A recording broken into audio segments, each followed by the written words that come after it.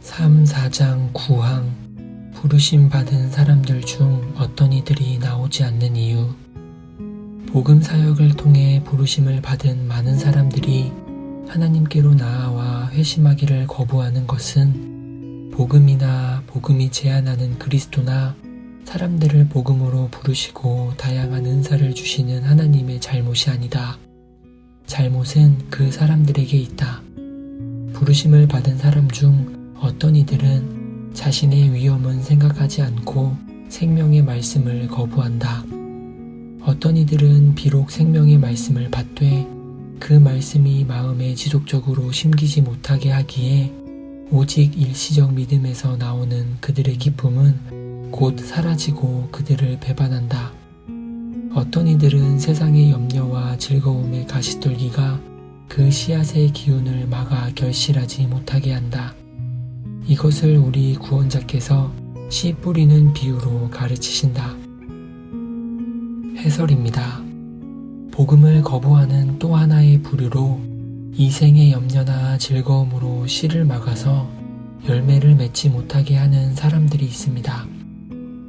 이생의 염려나 즐거움으로 씨를 막아서 열매를 맺지 못하게 하는 사람들은 진지합니다. 하나님의 말씀을 듣고 묵상하며 죽음과 심판과 영혼에 대해 생각하고 기도합니다. 심지어 그리스도를 통해 하나님과 화목하기를 갈망합니다. 이 씨는 열매를 맺는 것처럼 보이지만 씨와 함께 가라지가 많이 있습니다. 이생의 염려가 참된 씨를 막습니다. 하나님의 백성도 이생의 염려와 씨름해야 해요 하고 말할지 모르겠습니다. 예, 그렇습니다. 하나님의 백성도 세상의 다른 이들이 씨름해야 하는 똑같은 염려들과 유혹들에 둘러싸여 있습니다. 하지만 차이가 있습니다. 주님의 백성은 자신의 염려를 주님께 맡기는 법을 배웁니다. 적어도 때때로 그러합니다. 주님의 백성은 자신의 짐을 가지고 은혜의 보좌로 도망하여 그 짐을 은혜의 보좌에 내려놓을 수 있게 됩니다. 그렇게 하기 위해 끊임없이 노력하도록 궁극적으로 성령 하나님께서 이끄십니다. 뭔가가 당신을 괴롭히지만 기도 가운데 자유함을 얻고 은혜로우시고 사랑이 많으신 구주께 모든 것을 맡길 수 있게 되고 주님께서 그 짐을 들어주시는 것을 경험하지 못했습니까?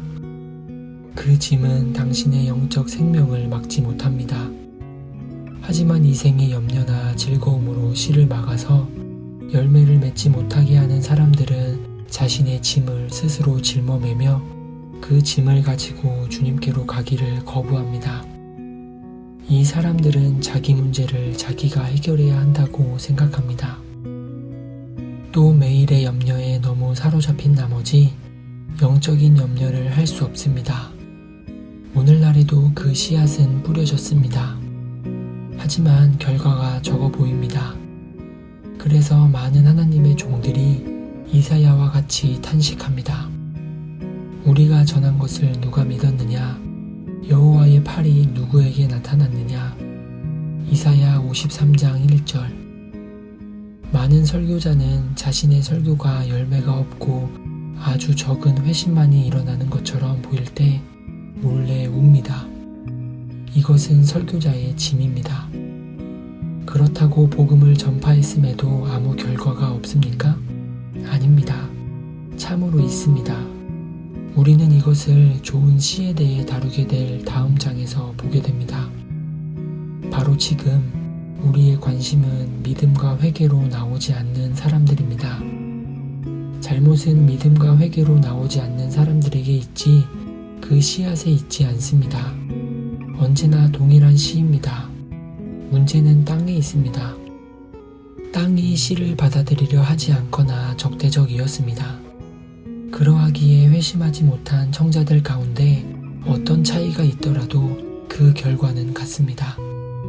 회심하지 않은 청자들은 모두 우리 주 예수 그리스도의 복음을 거부했습니다. 복음의 부르심이 참된 회심으로 이어지지 않았습니다.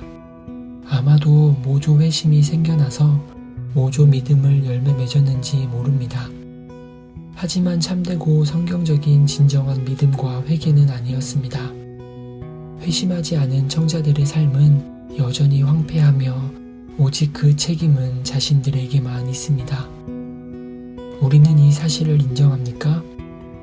이단 알미니우스 주의자들은 하나님께서 은혜를 베푸시는 데 주권을 가지시며 반대로 자신의 행동에 대한 책임은 사람에게 있다는 성경적 교리에 반대했습니다. 어떤 이들은 내가 할 수 없는 것을 안 했다고 해서 하나님께서 어떻게 나를 비난하실 수 있는가 하고 말합니다. 그런 의문을 가져본 적이 없습니까? 우리는 책임을 지지 않으려고 하나님의 작정 뒤에 숨으려고 합니다. 작정 교리는 맞는 것이지만 피할 수 없는 사실, 즉 잘못은 우리에게 있다는 것을 피해보려고 작정 교리를 오용하는 자들도 있습니다. 아마 지금도 어떤 이들은 제가 전적으로 타락했다는 건 믿어요. 하지만 제가 전적으로 타락했다면 제가 어떻게 믿을 수 있나요? 하고 물을 것입니다. 예, 그렇습니다. 당신은 구원의 어떤 선도 행할 능력이 전혀 없습니다. 그러나 당신의 무능력은 당신의 죄며 당신의 잘못입니다. 당신의 불신앙은 우연히 일어난 어떤 불행 같은 것이 아니며 당신의 죄입니다. 그것은 당신의 범죄며 당신의 허물입니다. 단지 우리의 자연적 무능력함이 문제일 뿐 아니라 특별히 우리의 도덕적 또는 영적 무능력이 문제입니다. 성경은 이 두 가지를 구별합니다. 아더 핑크는 이 문제를 자신의 책 하나님의 주권에서 설명합니다. 핑크는 열왕기상 14장 4절과 같은 구절을 인용합니다. 아히야 왕은 나이가 많기에 눈이 어두워 보지 못합니다. 이것은 자연적 무능력입니다. 창세기 37장 4절은 그의 형들이 아버지가 형들보다 그를 더 사랑함을 보고 그를 미워하여 그에게 편안하게 말할 수 없었더라고 말합니다. 이것은 도덕적 무능력입니다. 문제는 요셉의 형들이 말할 수 없었다는 것이 아닙니다. 요셉의 형들은 혀와 입술이 있었으며 벙어리가 아니었습니다. 요셉의 형들이 말할 수 없었던 것은 요셉을 그토록 미워했기 때문입니다. 베드로후서 2장 14절에서 사도는 음심이 가득한 눈을 가지고 범죄하기를 그칠 수 없는 거짓 선지자들에 대해 말합니다. 이 거짓 선지자들이 자신들의 죄를 포기할 수 없었던 것은 육신의 죄를 범하고자 하는 그토록 강한 열망을 가지고 있었기 때문입니다. 구원받지 않았다면 지금 당장 하나님께 나아가십시오. 핑계하지 말고 지금 바른 교회로 나가십시오.